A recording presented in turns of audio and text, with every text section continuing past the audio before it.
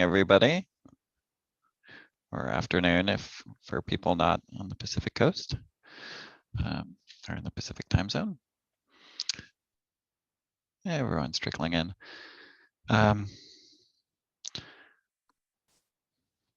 Okay,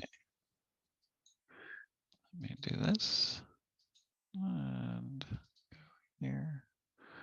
Wonderful. Well, people may trickle in over the next couple of minutes, but luckily that's my couple of minutes, so it's less important. My name's Evan Manville. I use he, him pronouns. I'm here at the Department of Land Conservation and Development, Land Use and Transportation Planner at the state agency that works on planning here in Oregon. The program I work in is called Transportation and Growth Management, and that is a joint program of the Department of Transportation and DLCD, the Department of Land Conservation and Development. For the last roughly 30 years, we've realized that the intersection that land use and transportation are inextricably linked. And if we're going to actually have quality transportation and housing choices, we need to work together through those. Parking is a central example of that. So we're thrilled that you're all here talking about parking. This is the penultimate TGM book club series for this pandemic world. Those of you who've been at the other ones, I hope you've appreciated them. We do have one more upcoming at the end of July, co-sponsored by the chapter of the Oregon chapter of the APA. That's this book called Right of Way. We do have additional copies of this book. I will put in the chat how to order that. If you would like a copy of this book for free, we would love to mail you one. And you can also sign up for our ongoing e-newsletter on our website. Parking is something that we here at TGM think is really important, has big impact on cities, takes up a lot of city land, is linked to a whole bunch of different things. So we've written a lot about it and we published a lot on it. You can find that on our specific parking page, which is that web page up top, or just by doing a search for various terms in this. It is also something we are looking at in our climate friendly and equitable communities rulemaking. That is a rulemaking the commission, our governing commission has told us is working on to improve how climate friendly and equitable our communities are. And one of the specific things they charged us with is looking at parking rules. So that's that second web link there, and I'll put these in the chat in a minute.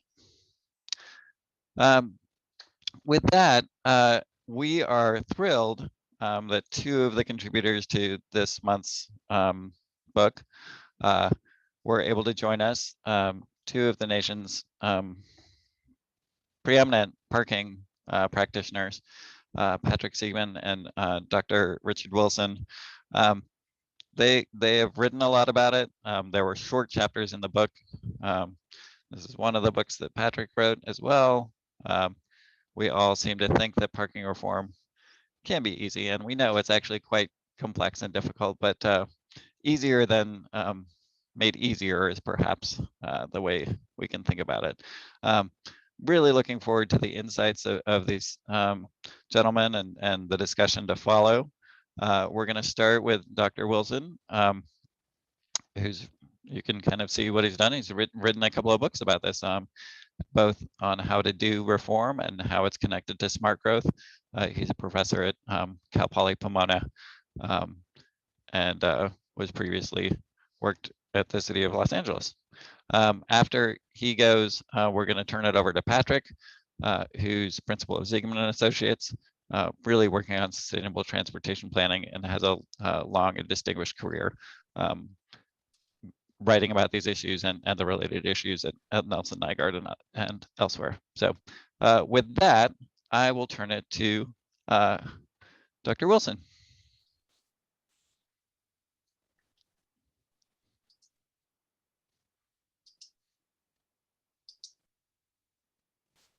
Well, thank you very much, Evan. Can everybody hear me? We good? Okay. Well, it's a pleasure to be part of this session. My focus today is going to be a little different than often is the case in parking presentations, which focus on identifying the problem and identifying innovative solutions to solve it. I'm going to be focusing more on the planners or the parking reformers process of implementing reform, because it's one thing to know what should happen and it's another thing to implement it.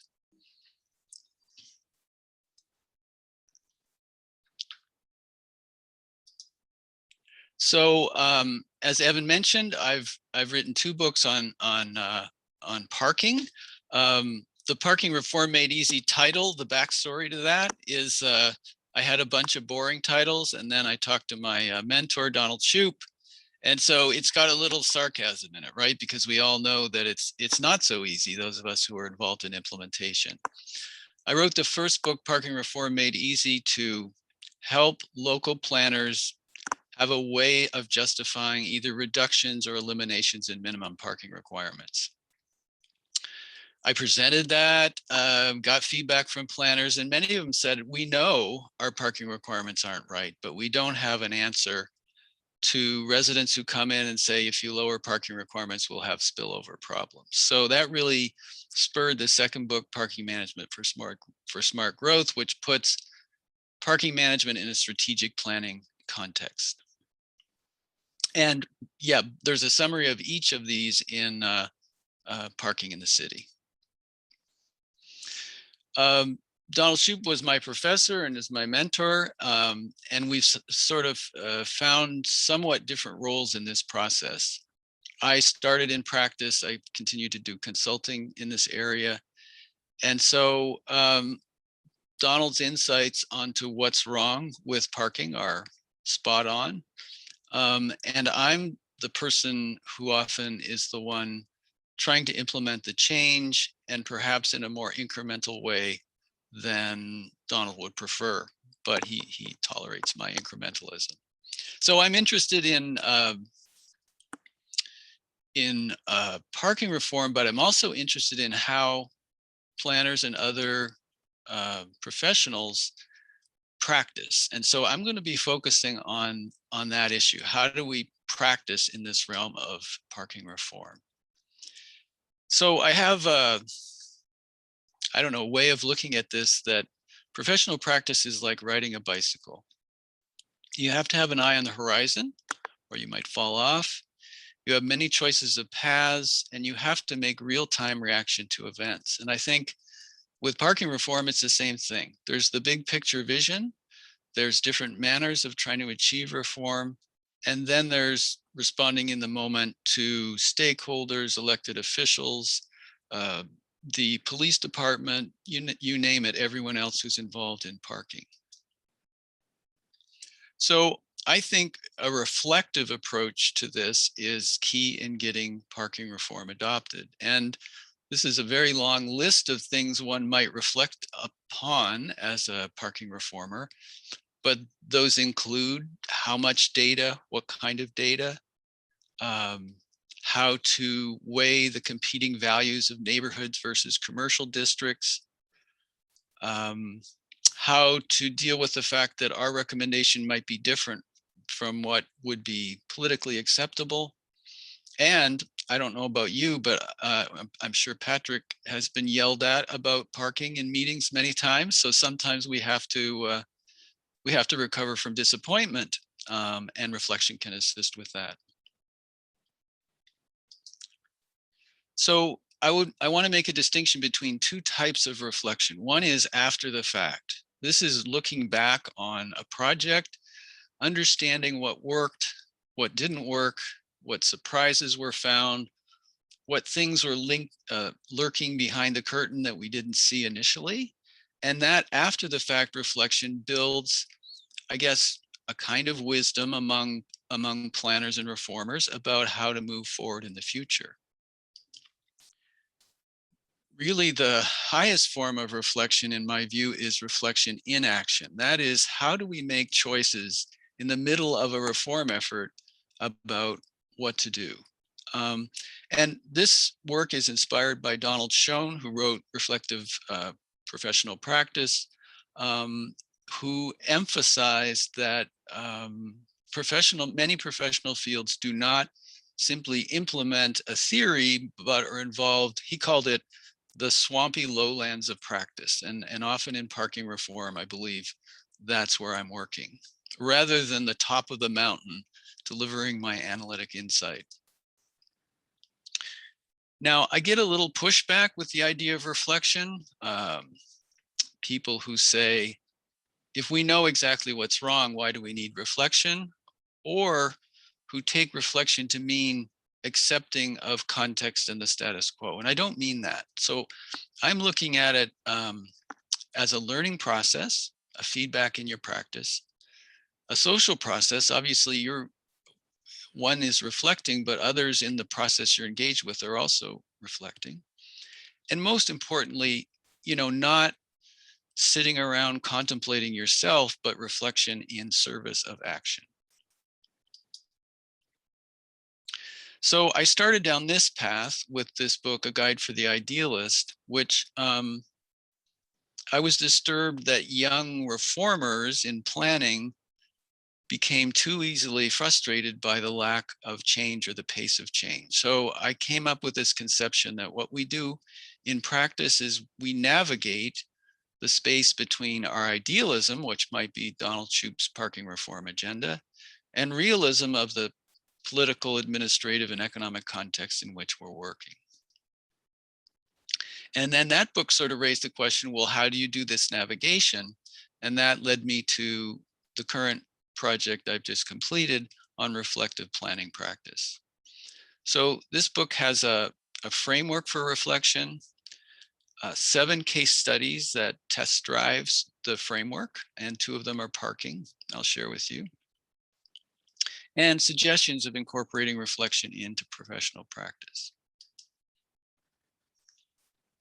So parking reform is similar to other planning reforms, but sometimes it seems like it's on steroids, right? It's multidisciplinary, cross-departmental.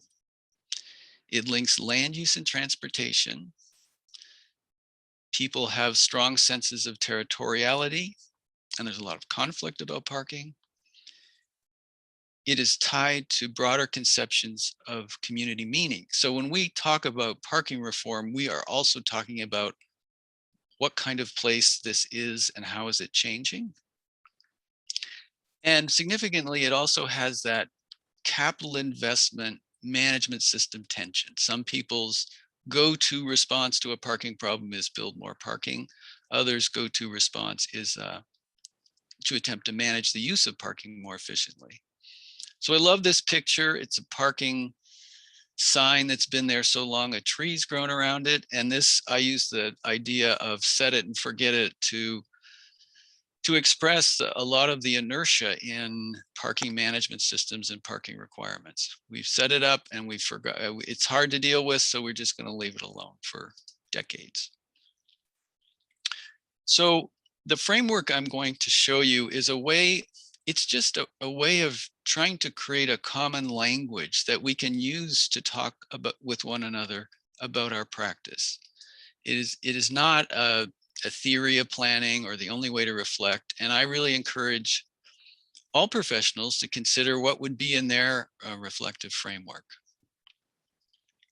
Now, the focus of the framework is what I call, and others, I didn't make it up, practical judgments. This is an idea that in the moment, in planning practice, we make practical judgments that aren't so much determined by a single theory indicating what we should do, but by considering the consequences of the choice. And I contend that we make these throughout the planning episodes, ranging from entry-level planners where their job description is quite specific to managers who have a lot of room to make these judgments.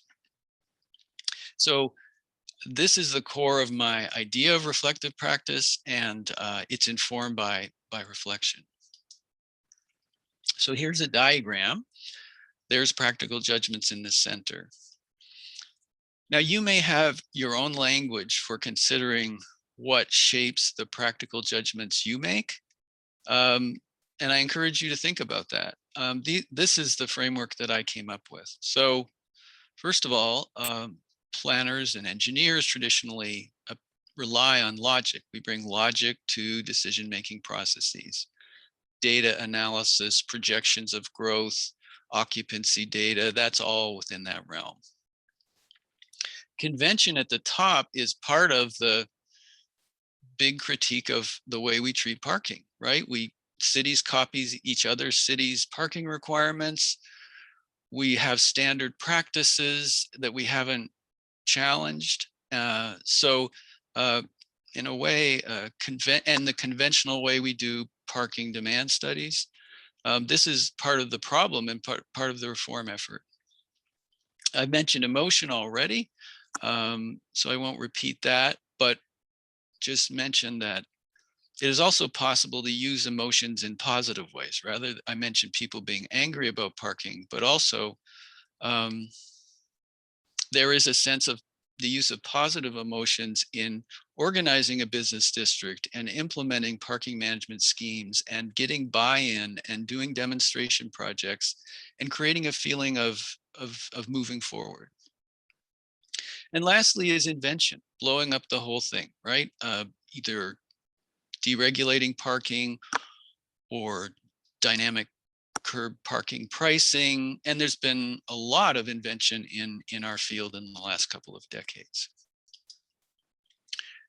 I do not create a firewall between my practice and who I am as a person. So I think these practical judgments are framed by basic assumptions we make as individuals. And I think we hardly ever talk about them, but I think it's an important thing to do. And obviously, we make these practical judgments by interpreting and reading context, our role, the setting, the history of the event, and so on. So reflecting on my own practice, this is the model I've come up with of understanding what I've been doing without exactly articulating these terms. And I hope it's of use. And if it's not, then the question is, how can you examine the assumptions and bases of your professional practice? Of course, it's important to note, I'm not practicing alone. I'm in interactions with other professionals, the public, elected officials, and so on. So this is my conception of reflective practice. So I just want to give one example because there's a lot packed into it. But in the planner as person realm, who you are as a person, one question I find very useful is to ask people, what is your theory of change? One theory of change is the second bullet there. I'm going to provide better data and GIS analysis and parking elasticity data, and better data will lead to better decisions. If you look at the fourth bullet, another theory of change is that deliberation, deal making, and negotiation are the key to better choices. That sure, data is important, but data doesn't necessarily produce better decisions in this view, right? So we, I think, carry these assumptions, and obviously it might not be just one. All of these may be relevant to you, but that's an example of what I mean by reflecting on your theory of change. So I'd like to move to a specific example. This is a mixed-use project entitled in California, what we call a specific plan in Hawthorne, California. It's in a quarter mile of a Green Line light rail station. Hawthorne is in the South Bay area, just southeast of LAX. Across the street from this project is SpaceX with 6,000 employees. So rather sensibly, a developer proposed building this housing project to serve the local workers, to be TOD development. But the project was contentious. Issues included density, parking, congestion concerns, and land use compatibility, because this is an industrial district. So this project was unprecedented in the city of Hawthorne for its density and seeking lower parking requirements. So my role came near the end, where the traffic engineering firm had completed an analysis that supported the developer's proposal to build less parking. That analysis was rejected by the staff, so I provided a second opinion.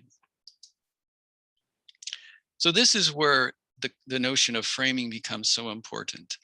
The traditional demand that I hear from city councils and some planners is you need to prove that there is enough parking. Now, there's lots of problems with that framing. Parking demand without pricing isn't really demand in my view. Often the cities that want this proof do not use on-street management properly. So it's hard. The only way to prove there won't be overspill is to over provide. And in a sense of fairness, no such expectation exists for other modes of travel. So this is the 12 steps I contend from Parking Reform Made Easy that one would go through to have a rational basis for setting a parking requirement. So when I received the call from this developer, I had to make a practical judgment of what role to play. One role would be to propose a series of workshops and negotiation processes that would educate, learn about people's perspective, and look for mutual gain, kind of win-win opportunities. The second is to do a traditional parking demand analysis and compare it to the TOD parking supply. The third is to refuse the project because of the way it was being framed, that I was brought in very late in the process and that my role was not broad enough. So those are three realistic choices for going forward. And reinforcing the idea of context, the decision I made had a lot to do with reading the context. So if you want to know the answer, I did B. I did the conventional parking demand analysis in this case. Here's another one.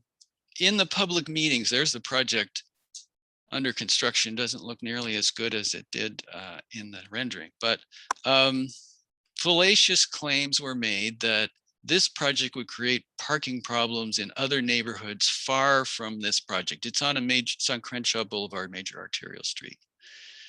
So when that happens, again, a practical judgment is required. One is to argue back with evidence.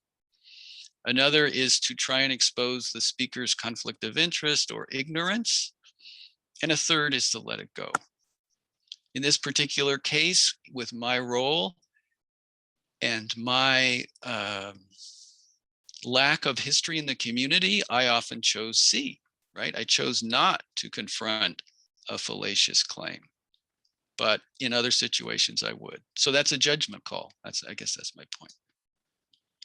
I'd just like to raise one other example from the book. And in this one, I was delighted to have Patrick write a couple of commentaries for my chapter.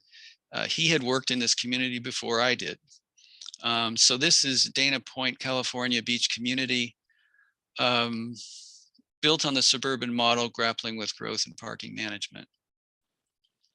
In this case, much different than Hawthorne. I think we both agree in this case, it wasn't so much technical analysis that was needed, but to engage in this messy process of resolving tensions in visions and interests. The setting provided a classic case for parking management because they have a peak summer demand. So temporary offsite parking and shared parking were no-brainers. So in this case, different than the first one, the Hawthorne one, I took the talking cure approach, which is to address this through process and participation. So here I came up with 5 possible practical judgments of how I could proceed. Now, of course, the client tells you what they want you to do, but you always have an opportunity to propose a different approach. I could be the technical expert with academic credentials who could say what should be. I could try and act as a facilitator, sort of hands off on what the decision was, but trying to create good conversations about parking reform. It can be a mediator, a negotiator, or a combination.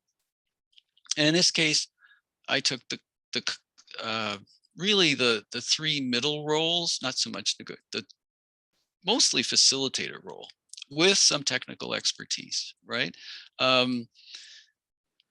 Pushing back gently against misclaims, but sometimes deciding not to, and seeing the need for what was so clear. This is a meeting in the local high school about parking, and what was so clear is small wins that the city could achieve with parking management in residential districts would lower the temperature of controversy about parking. So I really thought an incremental approach was the best in this case. So I want to invite you to think about how you make practical judgments in your practice. And I'm interested in facilitating ways of planners and others doing that, doing it individually, doing it with discussion groups, thinking about this reflection framework that I presented and deciding whether it works for you or there's another one that would be more effective. So I look forward to Patrick's presentation now and the conversation that comes. Thank you.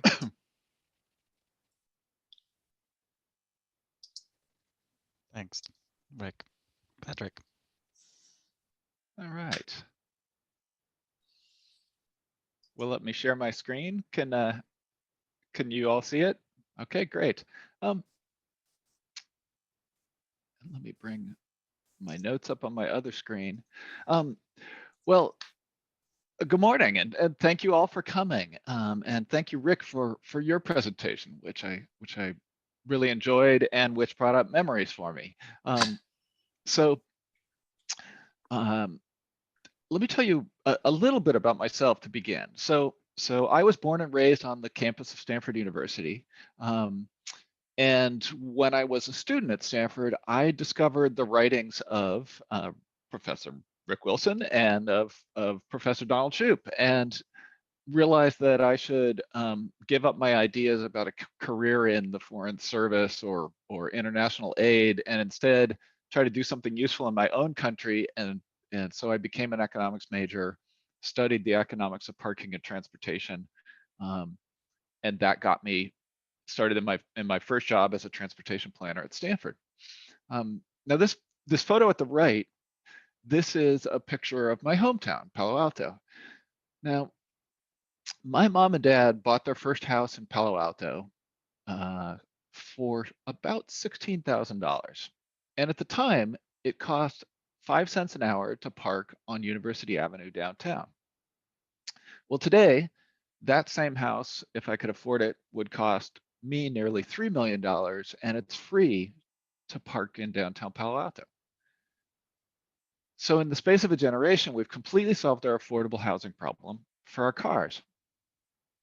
Now, I thought that was backwards. And so that is why I set out to change things. And if you've been reading Parking in the City, you may have come to the conclusion too that we need to change things. So if you've been reading Parking in the City, I think you've encountered by now the essential arguments put forward by Professor Shoup. He of course argues that two big mistakes in parking policy are keeping curb parking free or cheap and requiring lots of off-street parking. And he recommends 3 reforms: charging the right prices for curb parking, and returning the revenue back to the blocks where it's generated to pay for public services. And that makes, hopefully, these reforms politically popular. And then third, removing all your city's minimum parking regulations. I'm going to try to focus, as Rick did, on how we actually get this done, based on my experience working in many, many cities over the years. So one thing that I often find it helpful to share, one thing that's often helpful to share with clients and the public at large is to point out that every parking system has two key parts, right? First of all, there's the quantity, and second, there's management. So quantity is the number of parking spaces. Management is all the policies and regulations and prices that you use to manage the parking that exists. If it's private parking, you're usually using your zoning code to regulate it and your municipal code. And if it's the parking on the street or the publicly owned parking, then you have much more direct management and control. But these two pieces always exist. And it's really important to ask people to consider, do you have a parking supply problem or a parking management problem? Because what tends to happen is that the residents of a community will look out their window every day and they'll see that the curb parking spaces outside their window are full. And they say, well, we have a parking shortage. Or the merchants on Main Street in downtown Ventura in this photo, they'll look and they'll say, gee, all the parking is full, we must need more. So one thing that I think you can share with your community is these two key parts. And let me give you an example of that. So here's downtown Ventura in 2005. My first impression as a visitor starting on starting work on their downtown plan, and then later on a follow-up plan on downtown parking and mobility. And the typical view that you got as a first-time visitor was that all the parking's full. But if you went 100 yards away, you found that the public parking garage, despite being free of charge, looked like this. In fact, it looked like this all day long, every day. So here's the contrast. And I arrived at the conclusion that building more parking spaces couldn't possibly solve the perceived parking shortage. I mean, we could add another 10 garages, just like this one, and they'd still sit empty. And it was really helpful to a lot of people to just share these photos and point out that they were taken within 2 minutes of each other. So using pictures to tell stories can be really helpful for something that a lot of people don't think about every day. And for the people who really don't respond well to lots of complicated charts and graphics. Now, on the other hand, some people do respond to charts and they really want to see real data and not just a couple photos. So it's important also to carefully collect data and graph it and map it. And so, for example, in Ventura, it turns out that if you study parking occupancy closely, you discover that the peak hour of demand is usually Saturday evening at about 8 p.m. when all the tourists pour in from LA for a night of drinking and dancing and hanging out.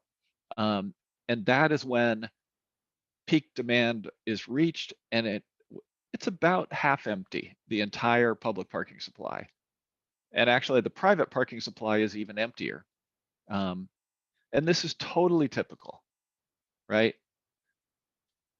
In this map that the previous consultant to me created, the red is parking spaces that are at least 90% full at peak hour. The green is spaces that are less than 20% full. So you see that Main Street is full. The city's multi-million-dollar parking garage here is less than 20% full, and everybody thinks there's a parking shortage. So using data and analysis to just establish the facts, but also to establish your authority as an expert can be really helpful. It's also really good usually, especially as a consultant walking into a community that you're just getting to know, to really offer a lot of alternatives. And a lot of times I'll offer a toolkit of parking strategies. So here's a typical way to frame the approaches.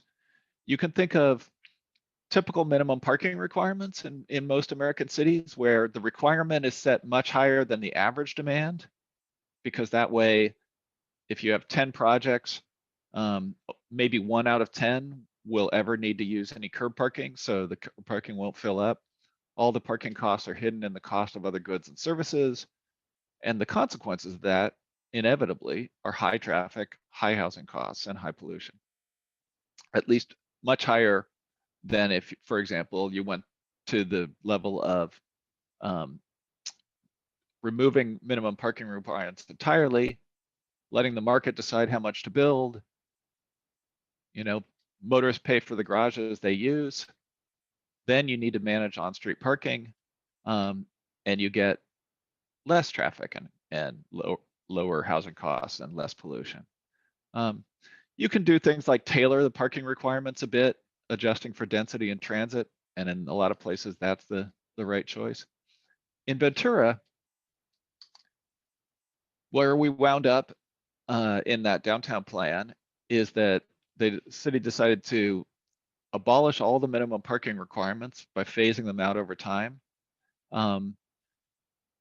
to manage the on-street parking actively, and then they chose one feature from a more progressive approach, which was to really require the unbundling of parking costs from the costs of new housing and new office space.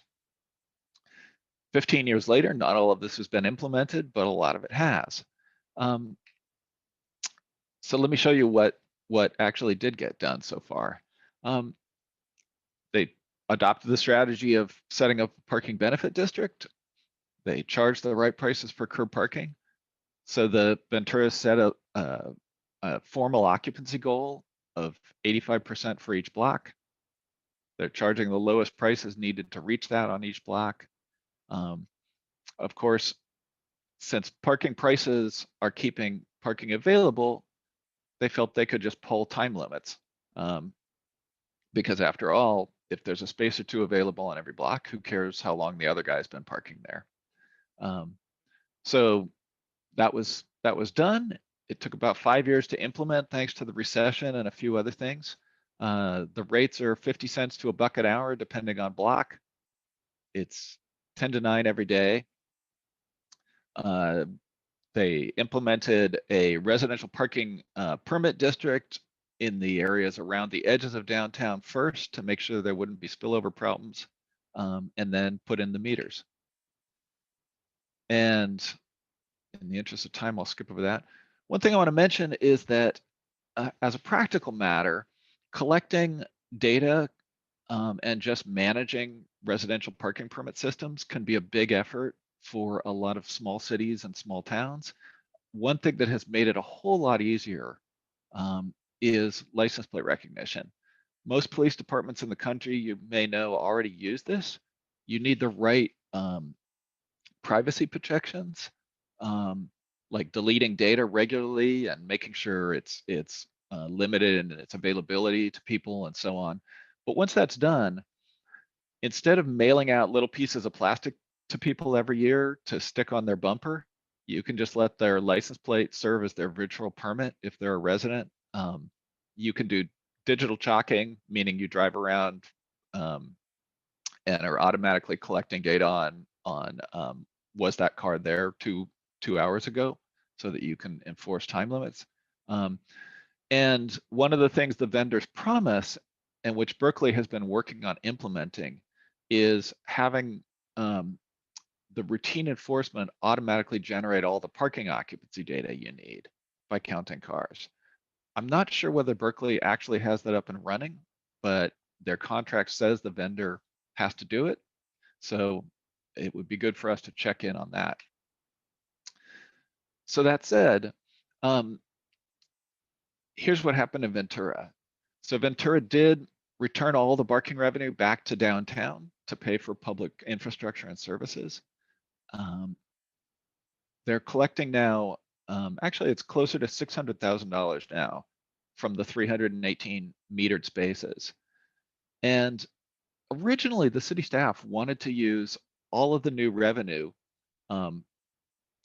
just to fund a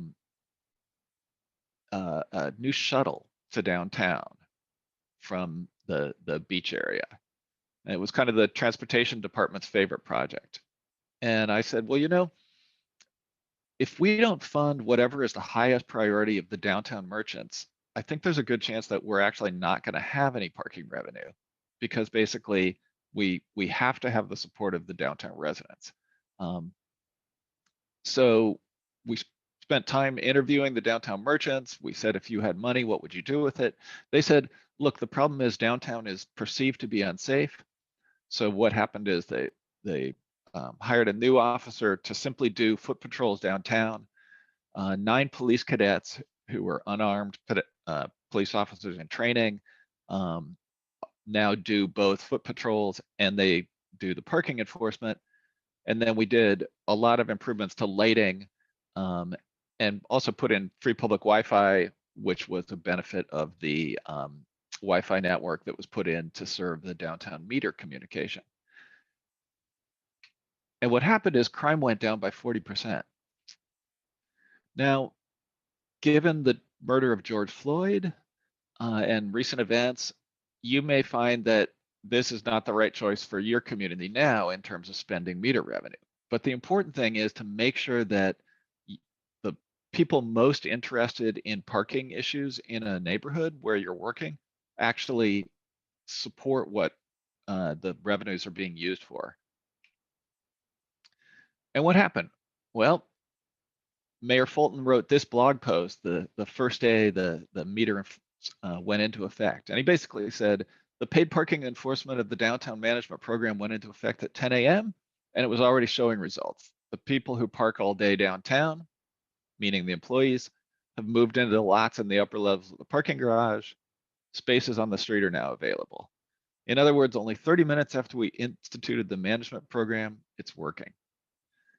So one thing that's also really important is if you can just get a pilot program going and actually implement demand-based pricing, even if it's only on one block, people will suddenly see that it works.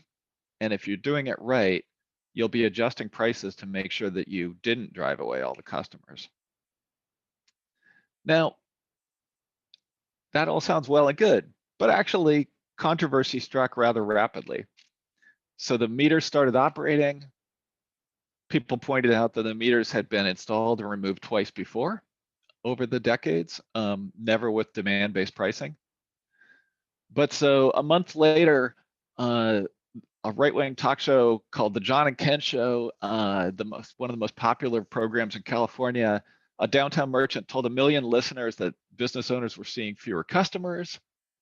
The host spent 20 minutes ranting about Mayor Fulton hurting downtown businesses.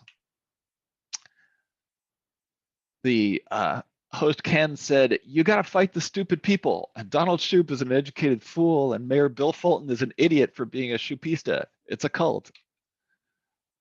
So that was the reaction from some quarters.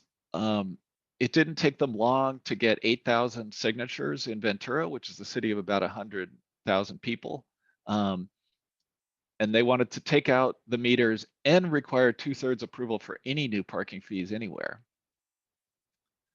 Well, it turned out, though, that the opponents hadn't secured the support of a crucial constituency that had a really strong interest and was ready to really put money and time into this issue. Turned out 83% of the downtown merchants surveyed by the Downtown Business Organization supported the meters. And here's why. They supported the meters because the dollars went directly into supporting their downtown, and the money was being spent on the things that the merchants cared about. So the referendum was ruled illegal. The opponents tried to unseat the people who had voted for the meters, the council members. They failed, and the meters are still collecting money and supporting downtown. So I would really encourage you to study the logic of collective action, which explains the political and economic theory of small interest groups and why small interest groups with a concentrated interest in a subject can often win in a political contest, even if they are not in the majority of a citywide issue. And in this case, the downtown merchants who supported the meters were the concentrated interest group, and the downtown business owners who supported the meters. And by contrast, a lot of the people who maybe were just voters who kind of said, oh yeah, I don't really like parking meters and paying for parking very much, they were not a concentrated interest group. So they couldn't effectively organize. It's a small book, and I learned a tremendous amount from reading it. So I'd recommend The Logic of Collective Action. So the last thing, of course, you can do is to remove minimum parking regulations. Many cities have done this already, as you may have noticed lately. One last thing I want to touch on is managing curb parking in residential areas and removing parking minimums there. If you want to allow something like this fourplex, which is in Pasadena, into neighborhoods which are currently single family only, there are a few key mistakes to avoid, and let me touch on a couple. First, a lot of cities issue residential parking permits without regard to how many curb spaces there actually are. In Beacon Hill, it turned out they'd issued nearly 4,000 permits for 1,000 curb parking spaces. Obviously, there was still a shortage, and people were still inclined to oppose any new housing because they worried that even more residents would make things even more crowded. So if you want to allow all these small apartments and bungalow courts and duplexes and so on into a neighborhood, it's really important to manage curb parking well. And one of the simplest approaches is to just make sure you don't issue more than one curb parking permit for every space that actually exists. Tucson, it's no more than one permit for every curb space on a property's frontage. So suppose you have a single family house and you get 2 permits because there's 2 spaces in front of your house. If you tear it down and build a 100-unit apartment building, you still only get 2 permits. So people don't have to worry that a new apartment building will overcrowd the street parking. So one approach, or another approach, is you can charge non-residents and future residents market rate prices for curb parking, whatever's necessary to keep parking available. Again, return the revenue to pay for public services. And then you can let existing residents park for free if they've been parking for free already, or just for a nominal parking fee. A lot of folks may react to this by saying, well, that's not really fair. You know, shouldn't all residents in a neighborhood get to park on the street? Well, the reality is that a lot of times if you give every single adult resident a free parking permit, you'll be giving out 5,000 permits for 1,000 spaces. And things will be overcrowded and people will still oppose new housing and they'll insist on minimum parking regulations. And your chances of getting majority support from a city council for that kind of system is usually nil. I've actually never yet seen advocates go out and successfully set up a system where that didn't happen, if they just gave out an unlimited number of permits. Some folks will also say, well, how about if we just immediately charge everyone market rates for curb parking spaces? Well, if you're a resident and somebody says, hey, your curb parking is already overcrowded and more housing is going to be approved in your neighborhood, so we need to charge you, $1,000 a year for your permit because that's the price needed to balance supply and demand. Existing residents are likely to vote out any council members who approve that. That's especially true in district elections where a small number of organized residents can tip the balance in an election. So again, that's usually a political non-starter. What's often the only politically workable approach is to let the existing residents continue to have free permits. And then as new residents show up, the future residents can move in and pay the price that's needed to balance supply and demand. Why does that approach work? Well, if you think about it, the existing residents are able to vote. Potential future residents usually can't vote in a local election. Also, the existing residents are organized usually through their neighborhood association. And by contrast, the potential future residents aren't organized at all because they don't know that they're going to have an interest in this issue 5 or 10 years later when they move into the neighborhood. And actually, in a neighborhood full of renters, it often takes only a few years for people to move away or die and give up their free parking permits. So the free permits tend to go out of circulation pretty rapidly. It might be 80% of those permits gone within 4 to 5 years. That is in a majority neighborhood. And there's another point too on the issue of fairness. I've had existing residents point out to me that, hey, my building was required to comply with minimum parking regulations. So we had to build a big off-street garage and pay for it. You're saying that new buildings in the neighborhood won't have to comply with minimum parking regulations. Well, the least you can do is give those of us who had to build a lot of parking on our property the same privileges we've always had. And you know, if the new residents are going to drive up the price of curb parking, well, we should be exempted because we pay. Regardless of what you think about the fairness, if you can't assemble a durable council majority in favor of policy, you're probably not going to have any success in implementing it. So you have to make these kinds of pragmatic judgments. So one example of charging non-residents the right prices and exempting existing residents is Laguna Beach, where the non-residents pay $1 to $3 an hour, and the residents pay $40 a year. It's worked for them for many years, and actually they pay for a lot of things like accommodating hundreds of thousands of visitors to their beaches with that $1 to $3 an hour. So just to sum it up,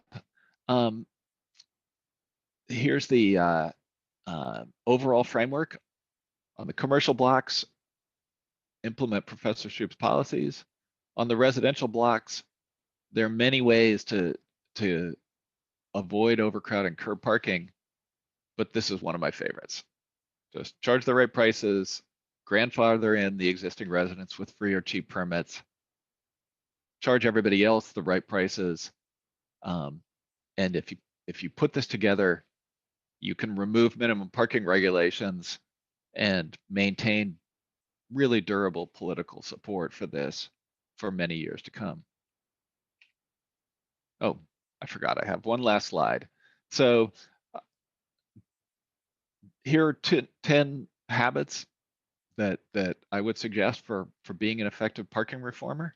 I didn't have time to talk about all of them today, but in your questions and answers and our discussion coming, I'd be happy to do that.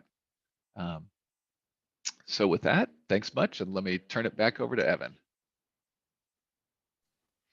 Hey, thanks so much, Patrick and Rick, once again. Really inspirational stories and yeah, from the battle lines on parking. Yes. Before I lead us into questions, people are welcome to type questions in either the chat or the Q&A, and I will read them off. I would note that those here in Oregon who are interested in experiences with license plate readers, City of Eugene is very enthusiastic about those and sees those as key. So feel free to reach out to those. I also did want to acknowledge it that Tony Jordan is listening in. He's the head and co-founder of the Parking Reform Network and helped facilitate the setting up of this webinar. So if you are interested in parking reform, check out the Parking Reform Network. There are all sorts of discussions happening there on these issues and more. So Thank you, Tony. So I'm going to kick things off because we do have, before some questions come in, and I will type the links or post the links that I promised to in the chat momentarily.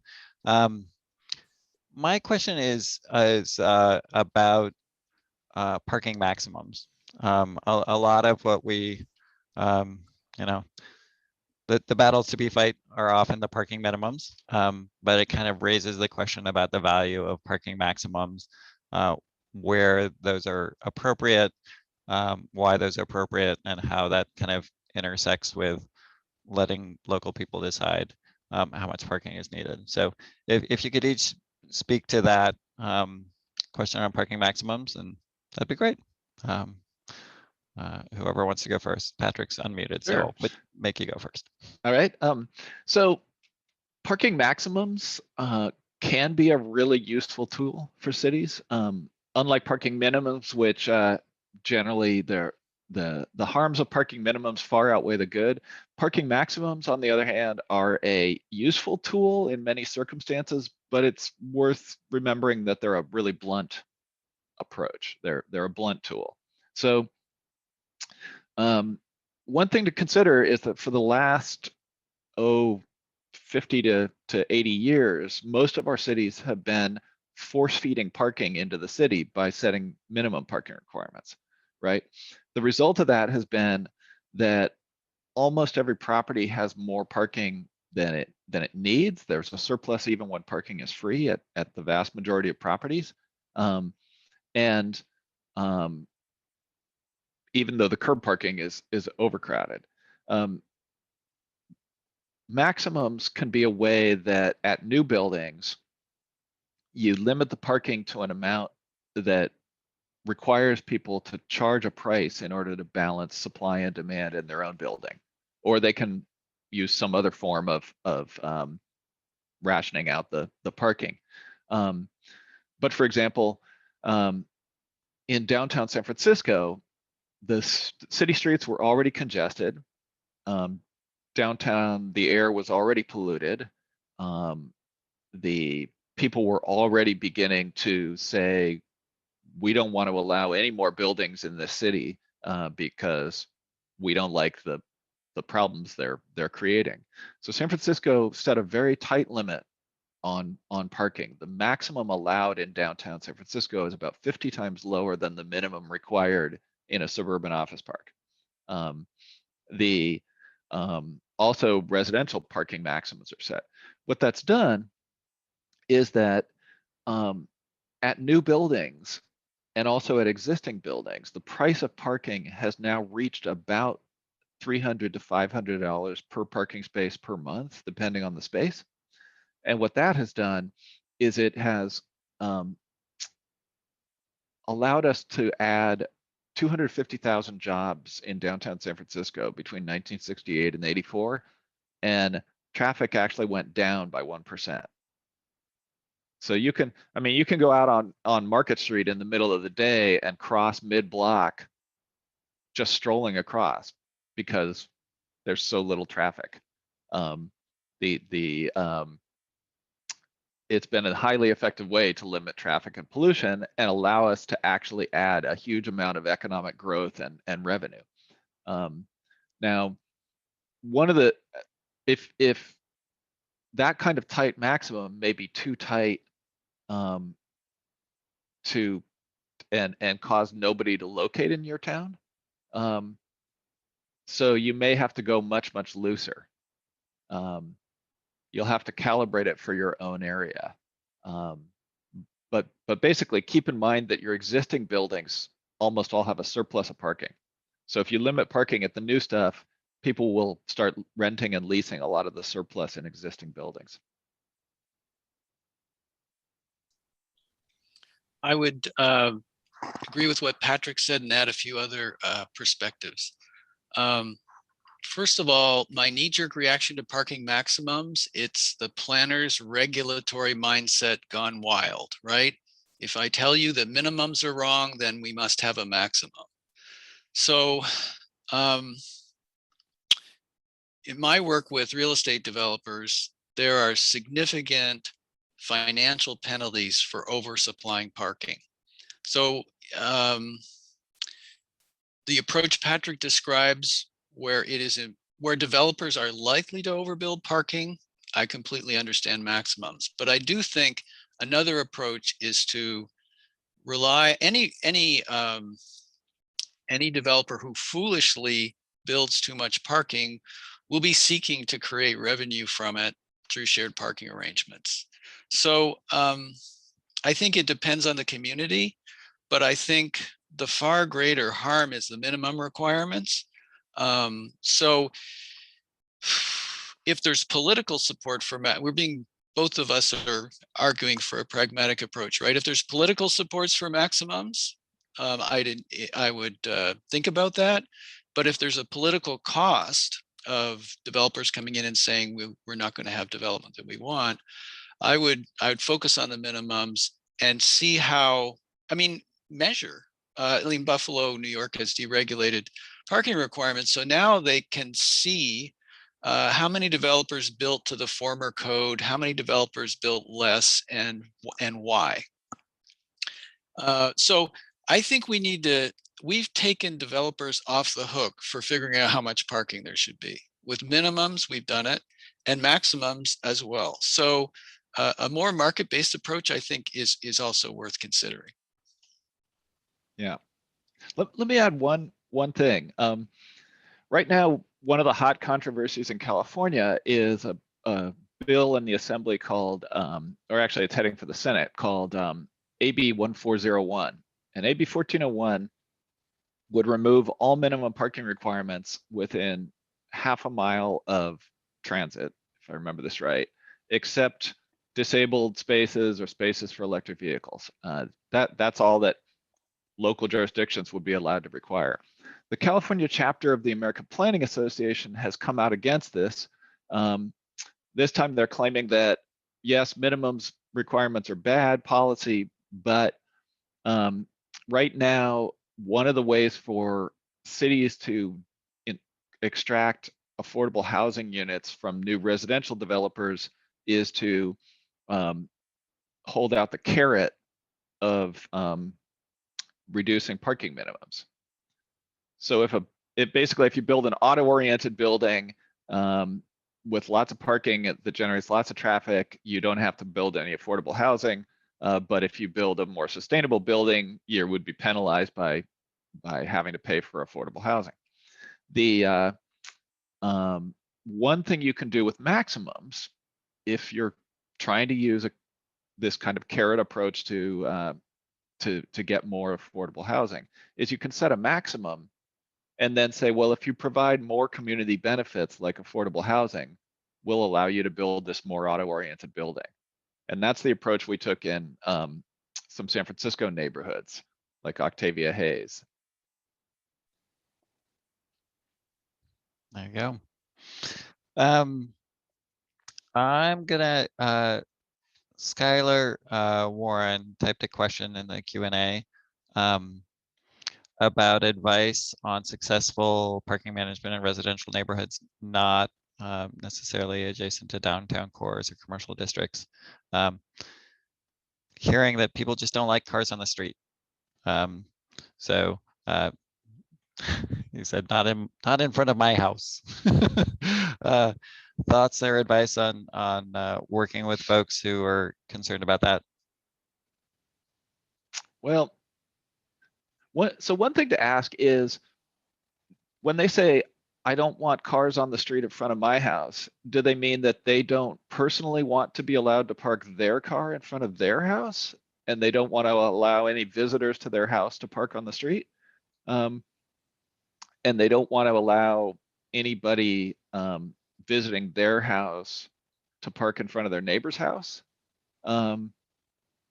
Because if that's the case, and if most people on the block feel that way, one thing is you could just get rid of all the on-street parking and turn it into something like some nice new plantings, right? So what I find is that that's a fairly rare situation. A lot of times what it is that the the homeowners would like to have personal ownership and control of the parking in front of their house. Or sometimes they say, yeah, I want me and my guests to be able to park. You can set up a residential permit zone where it's limited strictly and only to residents and anyone who has a visitor hang tag. So I did that in a professor's neighborhood on the Stanford campus on private streets, where it's literally you either have to have a permit because you're a professor, or you have to have a hang tag, and each professor got a limited number of those hang tags to loan to their visitors. Let's say you can also just set up a conventional residential permit system, and of course some cities have things like an overnight ban on parking, with the possible exception of people. Pasadena has a system where you can't park on the street overnight in the city in most neighborhoods. The sole exception is you can pay $5 for a visitor permit. There's a firehouse. At every firehouse, there's a kiosk where you can buy a guest parking permit, and you can also go online and pay for a permit, which you then print out and put on your guest dashboard. So there's a ton of ways to manage the politics of this. Yeah, so I think, first of all, I was at a meeting in Dana Point where someone stood up and said, I'm a renter, but I consider it that I own the parking space in front of my house. So this is the framing and political dimension of the issue that's beyond numbers, right? It's public right of way. The city has a right to decide how to use it most efficiently. So but I hear that, right? I also think there's a lot of other dynamics with this. What is the police department saying, for example? Because sometimes the police department's saying it is a public safety hazard to have on-street parking, especially overnight. They just want to be able to patrol those streets with no cars parked. So it's a complex landscape. Ultimately, I guess the only way to disabuse someone of that notion that they own that space in front of their house is to raise up. So sometimes you get some progress by raising opportunity costs. In other words, if you say, do you want your children to be able to live in your community? And they say, yes, we do. We don't want them to have to move away. And then you make the connection with housing costs and the way in which parking requirements, curb parking issues affect housing development and infill potential. You can make some headway, but it's an issue. There's no argument that's like a magic switch for it. And it's a long embedded perception that the street in front, the curb in front of my either multifamily or single family house is somehow mine. And then also that squatter's right idea that I was here first, so I have the right to use that space. It's very difficult, but it's essential to address because it will impede the infill housing that we so much need. Great. Thanks. So there is a question about unbundling, kind of parking reform, advanced parking reform topic, I guess. Yeah, and this is, for those who don't know, this is where you rent the parking spaces separately from the residence or commercial, and you're required to separate that out, and people who don't want to consume it don't have to pay for it when they're renting a unit, in theory. So the question is, are there legal constraints for local governments who want to unbundle parking costs for rent? And what advice do you have for advancing this concept at the local level? So I have helped several cities implement these ordinances. One thing I would say is see if a city in your state has already adopted an ordinance, and if so, that's a sign that their city attorney reviewed the ordinance language. And so an easy shortcut is often to simply copy and paste their ordinance into your city, or at least try to. So for example, San Francisco adopted an ordinance requiring unbundling first in one neighborhood about 20 years ago, and then we extended it citywide quite a number of years ago. And it's never been, it's never had any problems in court. Most people have complied without any difficulty. It was easily accepted and not a problem. And several other jurisdictions, including Berkeley, and what am I forgetting? Oakland. In Berkeley and Oakland, I got the similar ordinances adopted. So there's no legal problem in California. One question that's come up is one city attorney in San Francisco suggested that cities don't have any legal right to determine the exact price. So that's why the San Francisco ordinance doesn't specify a price. Well, that's never been tested in court. And actually, California has several communities where they make it illegal by ordinance to charge anything for off-street parking on private property. So some attorneys clearly approved it, and one attorney says you can't. I'm no lawyer, but I went ahead and put a minimum price in the Berkeley ordinance, and if somebody wants to challenge it in court, you can help me find out what the courts will say. In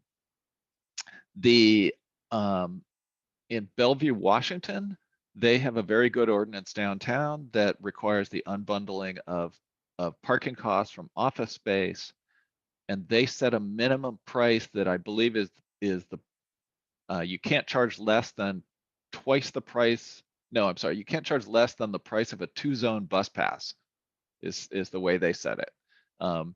That's been around for, I think, 20 years or so. And as far as I know, it's working fine. Seattle also requires unbundling. So I'm sorry for all of you in Oregon. I don't know of any Oregon jurisdiction that has required unbundling yet. But I mean, one great thing is that, parking reform is not rocket science. That's why I went into it. It's a lot easier. And the bar for innovation is really low. So you can take these things that were implemented 20 years ago in other cities and implement them in your town, and people will say, oh, how innovative. So give it a try. There's the legal dimensions of unbundling, and then there's the political dimensions of unbundling. So let's say that it is legal, but politically controversial, characterized as an excessive government intrusion into landlords' business. So the other way to tiptoe into unbundling is with discretionary projects that involve a development agreement, where it's not an ordinance that applies to everyone, but it's one of the conditions of approval of a change to the development standards. Writing that one down. Yeah. Excellent. There's a question about kind of the evolution of parking management, and Jay Higgins says it often evolves from not managing to time limits to pricing. Presume you agree with that. Are there clear ways to decide when to move to the next step? Is it data oriented or perception oriented, and how do you move along that spectrum and decide to move along that spectrum, I guess? Yeah, I would recommend instituting the legal framework and actually the implementation framework for pricing the moment you build a street. And if you adopt on a brand new subdivision street that doesn't even have any residents on it yet, a policy that on this street that we are going to be charging for parking to make sure it doesn't get overcrowded, and we are going to charge the lowest price needed to meet our occupancy goal. Maybe that's, no more than 85% curb occupancy at the peak hour. If you do that, then before a single resident moves in, you've already got the legal framework. And you can say the appropriate price right now is 0. And none of the existing residents will object. I mean, none of the existing residents will object to this because nobody lives there. I think the only reason that we went, I think that we went from no management to time limits to prices in many communities for 2 reasons. One is because a lot of planners and engineers have 0 training in economics, and it never occurred to them to do pricing as a way to manage things, and they don't know how. And a second reason is because the technology used to be so difficult. In the old days, it was like, look for change to feed the meter that only could manage 1 hour time. Well, now, in advanced countries like Eastern Europe, like countries in Eastern Europe, it's simply pay by phone, and you pull into a neighborhood and there's a sign telling you what number zone you're in, and you hit the number on your speed dial and pay for your parking session entirely by phone. We're a little more primitive here in that we still have physical meters on a lot of streets, but pricing is now easy and cheap to implement. Yeah, when I work with communities, I've developed this chart that I'd be willing to share with Evan of sort of basic, moderate, advanced, and next generation management of on-street resources. And often I use that as a tool with communities to show, here's where different places are. Here, let's assess where you are now. And then let's talk about one jump. I mean, if on-street pricing is considered just a non-starter, then there are opportunities to work with better time limit regimes to start that process of allocating the spaces. Most of the communities I work with have the time limits. They've been in place forever, not been considered, not been compared to parking duration. So often that's a good place to start. The other issue with the pricing is the scale.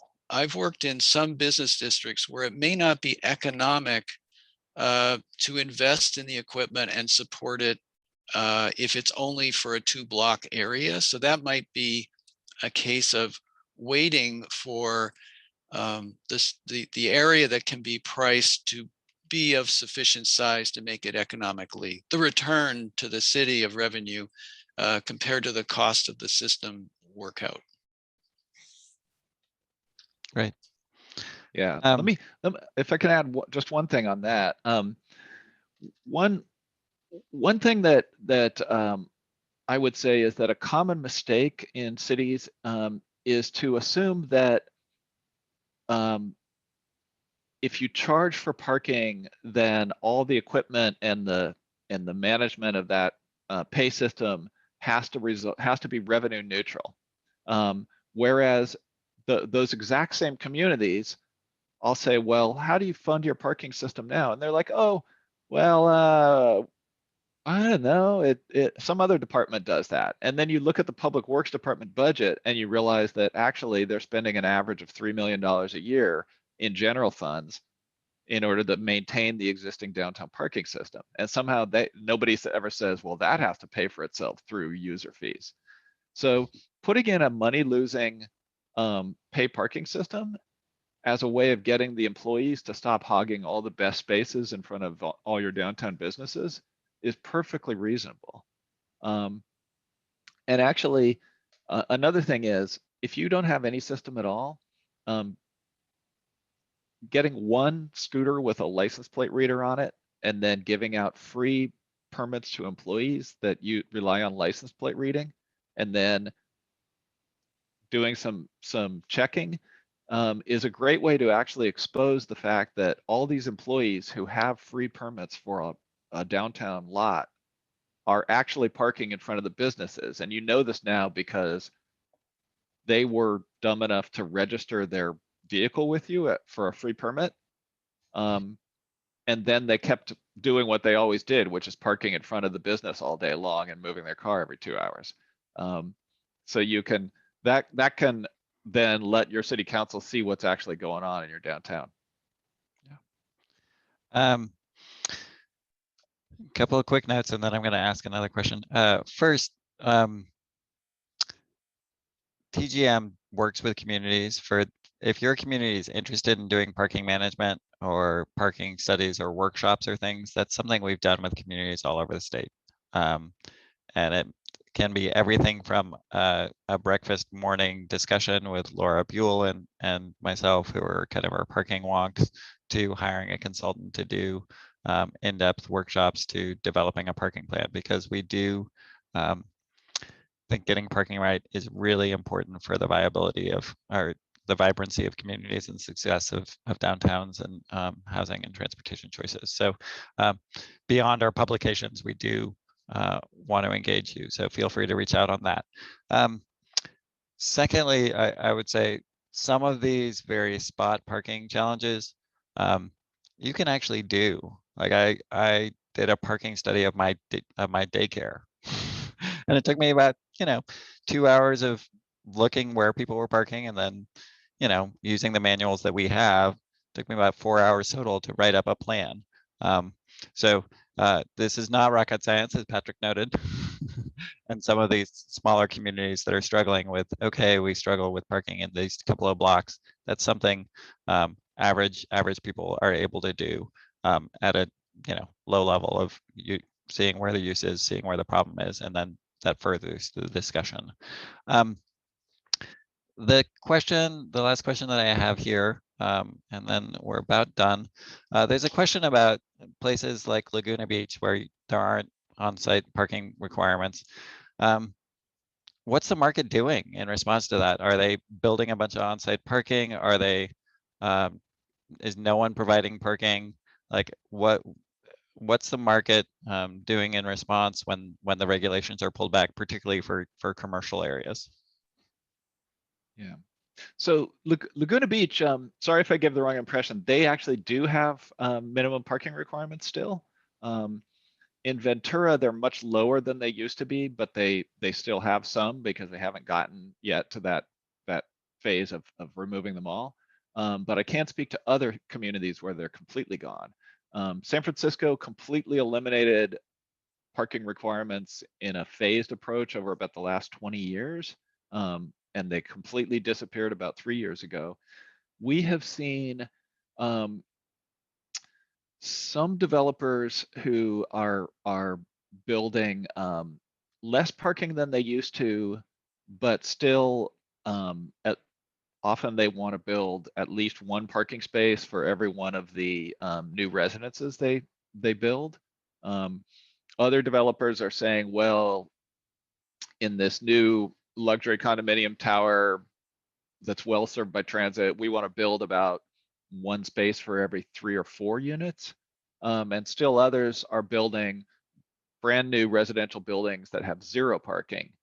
And of course, for many decades, there have been lots of developers subjected to the downtown maximum, who are totally used to building nothing but a few commercial spaces and a few spaces usually given out to the chief executive and his executive suite. And what we're seeing actually is that those brand new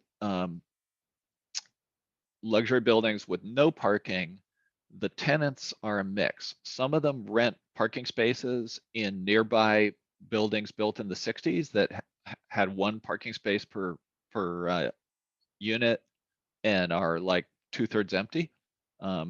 So it's not hard at all to buy yourself a brand new car-free condo and then park nearby.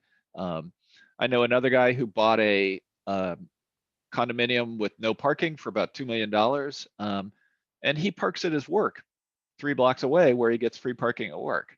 I know other renters who they work for Google down in Silicon Valley, and they park their car for free all week long. Well, they park their car for free all the time at their suburban office campus. And on Friday night, if they want to go skiing for the weekend, they take their car for the weekend directly from work. So and then personally, I gave away my car about 20 years ago, and I use car sharing when I'm going to visit the suburbs or going on vacation. So there are a lot of different solutions emerge, and in more auto-oriented places, more auto-dependent places, the developers often build less parking, but some, like in Buffalo, about half kept on building the same old amount. Yeah, and I think in Buffalo, what they found is that single-use developers continued to build about the same amount, and mixed-use developers took most advantage of the opportunity to reduce supply. So that's just alerting us to all the efficiency benefits of shared parking with a mixed-use development. Yeah. The other thing I think we should recognize is the development community, obviously it's not just developers deciding how much parking there should be. It's their investors. If it's commercial, there may be parking expectations by tenants. There may be parking expectations by lenders. So we have for so long took the development community off the hook about deciding this, that it doesn't surprise me that it's going to take some time for them to gain experience and confidence that runs all the way through the financing, tenant expectation process, and feel more confident building less parking. Because I really feel they haven't had to develop a skill at this. They've said, well, everybody has the same requirement. I have to meet it. It's built into my pro forma. But now we're in a different world. So I think we as public sector planners and researchers need to support the development community as they become more responsible for this question. Yeah.